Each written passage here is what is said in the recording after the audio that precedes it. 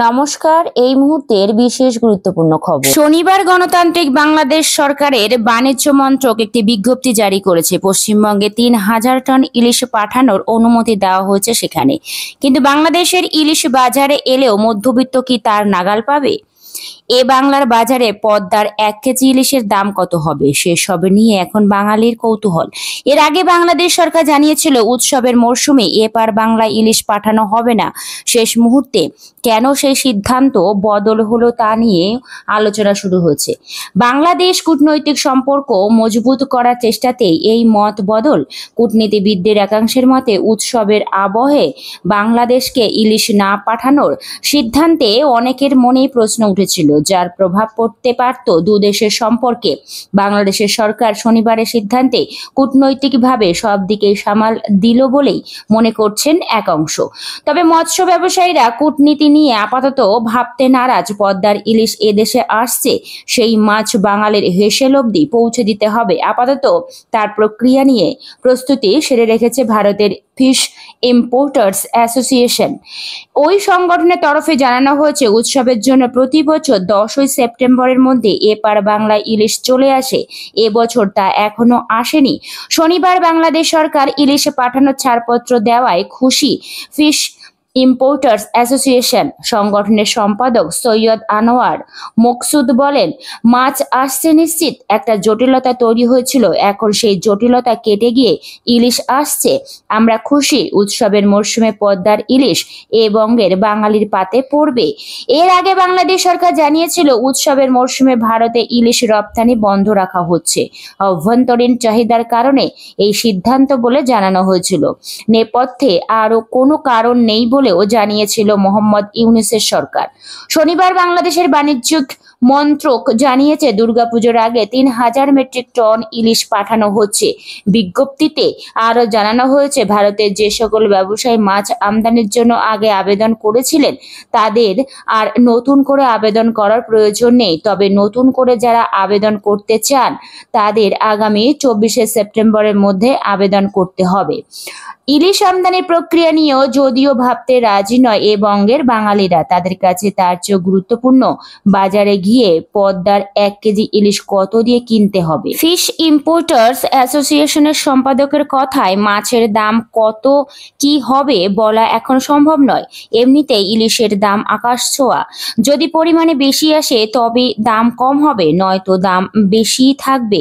শনিবার ঢাকার খুচরো বাজারে ১ কেজির বেশি ওজনের ইলিশের দাম ছিল বাংলাদেশি মুদ্রায় কেজি প্রতি প্রায় ১৭০০ টাকা। এমনিতেই ১৭০০ থেকে ২২০০ টাকার মধ্যে ঘোরাফেরা করে।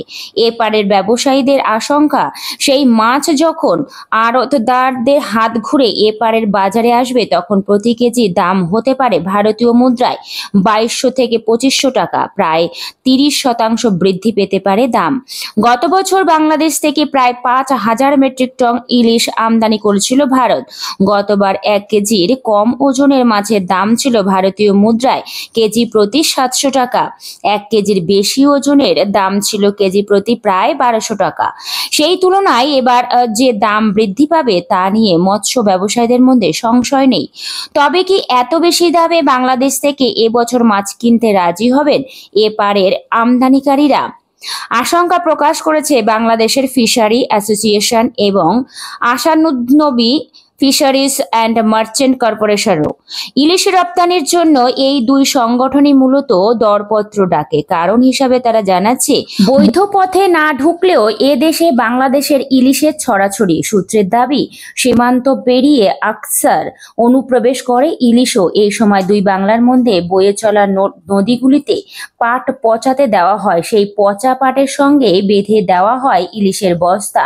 বিএসএফ এর নজর এড়িয়ে এ দেশে ঢুকে পড়ে ইলিশ, সেগুলি প্রায় ১২০০ টাকা কেজি দরে বিক্রি হয়। ফিশারি অ্যাসোসিয়েশনের এক সদস্যের আশঙ্কা, বৈধ পথে যাওয়া ইলিশ কি আর কেউ বেশি দাম দিয়ে কিনতে চাইবেন? এর আগে ইলিশ চেয়ে বাংলাদেশে চিঠি পাঠিয়েছিল ভারতের ফিশ ইম্পোর্টার্স অ্যাসোসিয়েশন। সেই চিঠির প্রসঙ্গ তুলে দুঃখ প্রকাশ করে বাংলাদেশের মৎস্য উপদেষ্টা ফরিদা আক্তার জানান, পশ্চিমবঙ্গবাসীকে শারদীয়ার শুভেচ্ছা, কিন্তু দেশের মানুষকে বঞ্চিত করে এবার ওপার বাংলায় ইলিশ পাঠাতে পারবো না আমরা। তিনি জানান, বাংলাদেশের প্রত্যেক মানুষ যাতে ইলিশ মাছ কিনে খেতে পারেন সেই কারণেই এই সিদ্ধান্ত নেওয়া হয়েছে। শুধু ভারত নয়, কোনো দেশেই ইলিশ রপ্তানি করছে না বাংলাদেশ। ফরিদা এও জানিয়েছিলেন, বাংলাদেশে এখন ইলিশের যোগান কম। এখন ইলিশ রপ্তানি হলে দেশের বাজারে ঘাটতি দেখা যাবে, সেটা তারা চান না। তিনি বলেছিলেন, সর্বোচ্চ প্রচেষ্টা করেও এখনো পর্যন্ত 1 কেজি ওজনের ইলিশের দাম 1000 টাকার মধ্যে আনতে পারেনি। এই অবস্থায় আমাদের অক্ষমতা স্বীকার করে ভারত এবং বিশেষ করে পশ্চিমবঙ্গবাসীর কাছে ক্ষমা চাইছি। কিন্তু আচমকাই সেই সিদ্ধান্তে পরিবর্তন ঘটিয়ে ইলিশ পাঠানোর সিদ্ধান্তের কথা জানানো হলো। এই সিদ্ধান্তের নেপথ্যে কি কূটনৈতিক কারণ রয়েছে? কারণ এর আগে মোহাম্মদ ইউনূসের অন্তর্বর্তীকালীন সরকার দাবি করেছিল, ইলিশের মতো ক্ষুদ্র ইস্যু ভারত বাংলাদেশের কূটনৈতিক এবং অর্থনৈতিক সম্পর্কে কোনো প্রভাব ফেলবে না। ভারত থেকে ডিম আমদানির পরে আলু এবং পেঁয়াজ রপ্তানির স্বাভাবিক রাখার আর্জিও জানান ইউনূসের সরকার। কিন্তু শনিবার ইলিশ পাঠানোর সিদ্ধান্ত দেখে কূটনীতিবিদদের একাংশ মনে করছেন, দুই দেশের কূটনৈতিক সম্পর্কের উন্নতি ঘটাতেই এই পদক্ষেপ করেছে ইউনূস সরকার। দিন 2 আগে ফরিদা বলেছিলেন, ভারতের সঙ্গে কূটনৈতিক সম্পর্ক ইলিশের জন্য প্রভাবিত হবে না, কিন্তু বন্ধু দেশের মনে সৌজন্য নিয়ে প্রশ্ন উঠতে পারে।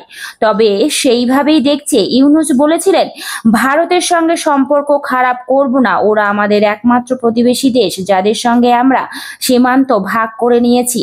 বাংলাদেশের কূটনীতিবিদদের একাংশের মনে করছে, উৎসবের আবহে ভারতকে ইলিশ না পাঠানো ঔদ্ধত্য দেখানো হতে পারে। তার প্রভাব পড়তে পারে তিস্তা জল বন্টন চুক্তিতেও। মনে করা হচ্ছে, সেই সব কূটনৈতিক কারণকে মাথায় রেখেই বাংলাদেশ সরকার পুজোর আগে 3000 টন ইলিশ পাঠানোর অনুমোদন দিয়েছে।